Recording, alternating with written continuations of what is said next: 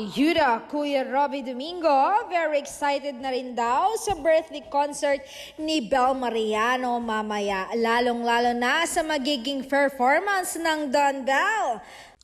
At may binuking pa siya sa Don Bell nang amin siyang nakausap. Say ng TV host, alam niyo bang hindi sila mag-boyfriend at girlfriend?